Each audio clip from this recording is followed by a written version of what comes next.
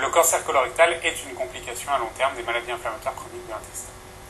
En gros, la rectocolite hémorragique et la maladie de Crohn ont à peu près le même risque chacune de cancer colorectal à long terme, même si historiquement les gens avaient pensé que c'était plutôt la rectocolite hémorragique qui augmentait le risque de cancer. Ce risque de cancer varie selon plusieurs facteurs, principalement l'ancienneté de la maladie. Plus la maladie est ancienne, plus le risque est élevé. L'étendue de la maladie, là encore, plus l'étendue de côlon touchée est importante, plus le risque est élevé. L'association à des antécédents familiaux de polypes ou de cancer, et l'association à une cholangite sclérosante primitive, surtout pour la rectocolite hémorragique, qui augmente très fortement le risque de cancer colorectal.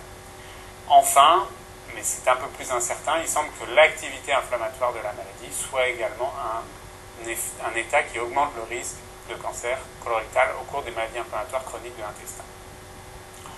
Le cancer colorectal doit être dépisté au cours des MICI après 7 à 15 ans d'évolution en fonction de l'étendue de la maladie. Ce dépistage passe par une coloscopie tous les ans ou tous les 2 ans avec des colorations vitales et des biopsies systématiques à la recherche d'une dysplasie. Cette coloscopie doit être faite en période de rémission, car en cas d'inflammation, la détection histologique d'une dysplasie est beaucoup plus difficile et est source d'erreur.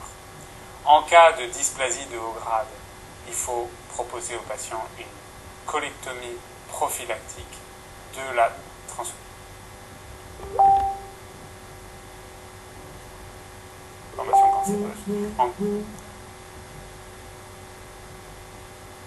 cas de dysplasie de bas grade, il faut faire un contrôle précoce, idéalement par 2 anatomopathologies. Et en cas de persistance, là encore,